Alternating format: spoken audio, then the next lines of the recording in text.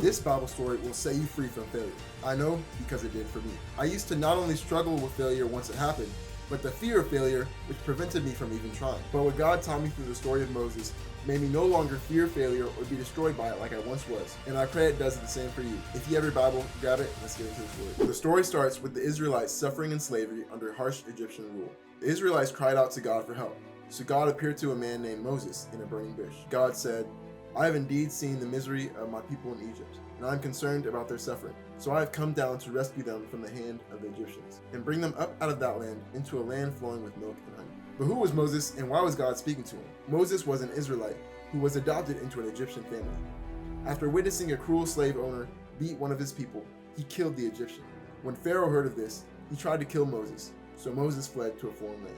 Just to set the record straight, Moses was adopted, a criminal, and an outsider. This was the man that God chose to appear in a burning bush and said, So now go, I am sending you to Pharaoh to bring my people, the Israelites, out of Egypt. Moses was just as surprised as you were to hear that God chose him for this task. But Moses said to God, Who am I that I should go to Pharaoh and bring the Israelites out of Egypt? Keep in mind, Moses was living in hiding because he'd been rejected by his family and his own Israelite people. He definitely didn't feel like he could be the hero to save them. God disregarded this question, and God said, I will be with you. Moses then asked, What if they don't believe me? So God gave him multiple signs to show others as proof. But yet again, Moses gave more excuses. Pardon your servant, Lord.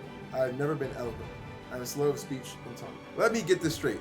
Moses failed as an Israelite, failed as an Egyptian, and was a failure as a speaker. The one thing God called him to do. The Lord said to him, Who gave human beings their mouths? Who makes them deaf or mute? Who gives them sight or makes them blind? Is it not I, the Lord? Now go, I will help you speak and will teach you what to say. You'd think Moses would be motivated after a pep talk from the God Almighty. But Moses' fear of rejection was rooted so deep that he rejected the idea of even trying. Moses said, Pardon your servant, Lord.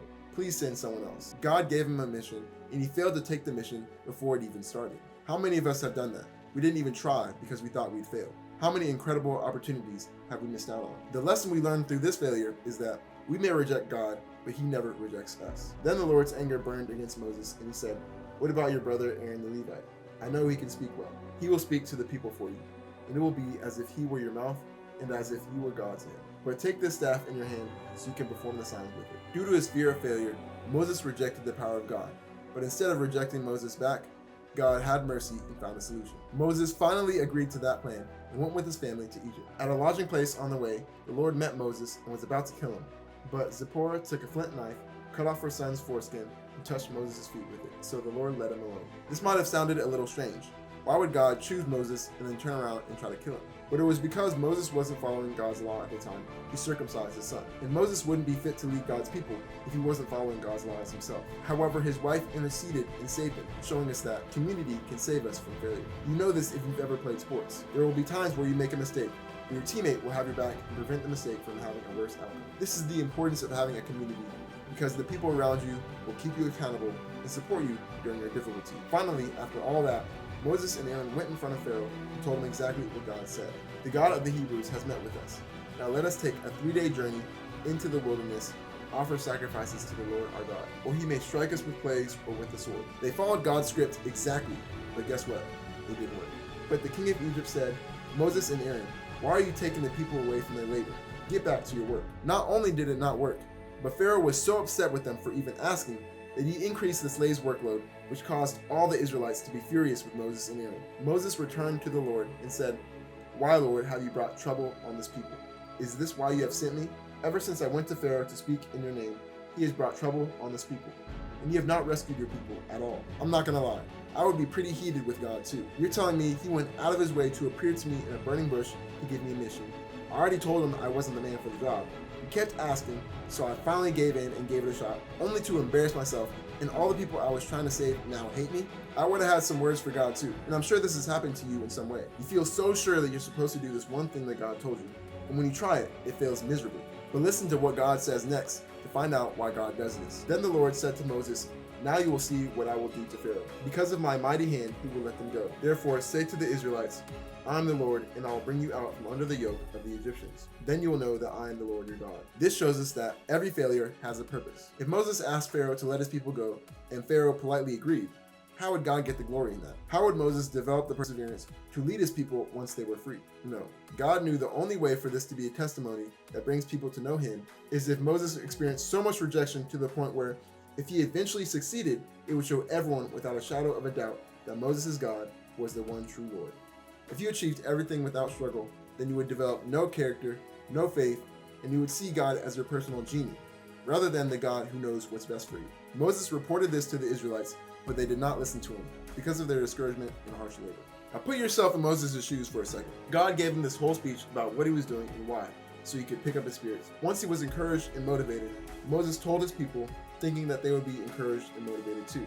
But the Israelites couldn't care less about what he had to say. Then the Lord said to Moses, "Go tell Pharaoh, king of Egypt, to let the Israelites go out of this country." Bruh, God is actually a comedian. Because the fact that God knew how discouraged Moses was, he knew how much he had failed in a span of just 24 hours. Yet he asked him to try again, like he didn't know what happened the first time. Me personally, I would have wanted to throw hands. I would have said, "God, send Jesus down here right now in the flesh and let's square up, because this is getting out of hand." But Moses said to the Lord, "If the Israelites will not listen to me, why would Pharaoh listen to me, since I speak with faltering lips?" That's what I'm saying. Moses already embarrassed himself in front of Pharaoh. The Israelites turned against him. Then he tried to reassure the Israelites, and they couldn't care less. Up to that point, nothing that God has said has worked. Then the Lord said to Moses, "You are to say everything I command you, but I will harden Pharaoh's heart. And though I multiply my signs and wonders in Egypt, he will not listen to you. Then I will lay my hand on Egypt, and with the mighty acts of judgment, I will bring out my divisions, my people, the Israelites. And the Egyptians will know that I am the Lord when I stretch out my hand against Egypt and bring the Israelites out of it." Moses is thinking like, "God, did you hear what I just said?" But despite all these feelings of doubt and discouragement, Moses and Aaron did just as the Lord commanded them. Moses is better than me, man. I would have said, "Peace out, adios, ciao, sayonara. I'm not dealing with all this. How much am I getting paid for this? Zero? No, I'm good." This shows us that sometimes failure is a test of faith. You have to understand that God was about to do major miracles through Moses, and Moses and the story will be remembered for generations. God may put you through failures to test whether you truly believe in him and his plan. And his faith is necessary to achieve his plan. Moses went on to ask Pharaoh a total of 10 times to let his people go, and Pharaoh denied his request 10 times. But because of this, 10 plagues and wonders were shown. After the last and worst plague, during the night, Pharaoh summoned Moses and Aaron and said, "Up, leave my people, you and the Israelites. Go and worship the Lord as you have requested. Take your flocks and herds as you have said, and go." After 10 tries, Pharaoh finally let Moses' people go, which teaches us that failure is not final. Persist until progress. Whenever you encounter a failure, no matter how hopeless it might look, as long as God's involved, it's not the end of the road. Moses had to fail not once, not twice, but 10 times before God fulfilled his promise. But it was only due to persistent obedience that his plan was fulfilled. When Pharaoh let the people go, God did not lead them on the road to the Philistine country, though that was shorter. For God said, if they faced war, they might change their minds and return to Egypt. So God led the people around by the desert road toward the Red Sea. God led them down a road that was longer, where it would have been harder to turn back than to go forward. You may have just exited a difficult situation, only to stumble into a situation that was even harder than before, and you're asking God why. Sometimes, God may put you through suffering, not to punish you, but to prepare you for who you're made to be. The Israelites still had their minds stuck in slavery, and although it was tough, they were comfortable with it. In order to get them out of this mindset so that they would be open to the wonders that God had in store for them, God had to put them in a situation where they couldn't give up and go back to their old life. Instead, they were forced to adapt to the new situation and develop a way of thinking that would allow them to start a new life in a new land with new possibilities. If you could always go back to what was comfortable whenever you face difficulty, then you wouldn't grow. This is why God may give you a tough challenge that he already knows you can succeed in, but you just have to find out. When the king of Egypt was told that the people had fled, Pharaoh and his officials changed their minds about them and said, "What have we done? We have let the Israelites go and have lost their services." So he had his chariot made ready and took his army with him. So you're telling me, even when Moses succeeded, he failed? That's crazy work. As Pharaoh approached, the Israelites looked up, and there were the Egyptians marching after them. They were terrified and cried out to the Lord. They said to Moses, "Was it because there were no graves in Egypt that you brought us to the desert to die? It would have been better for us to serve the Egyptians than to die in the desert." If I'm Moses, I would be a bit confused. God said Pharaoh would release his people, which he did, but now he's coming to take them back?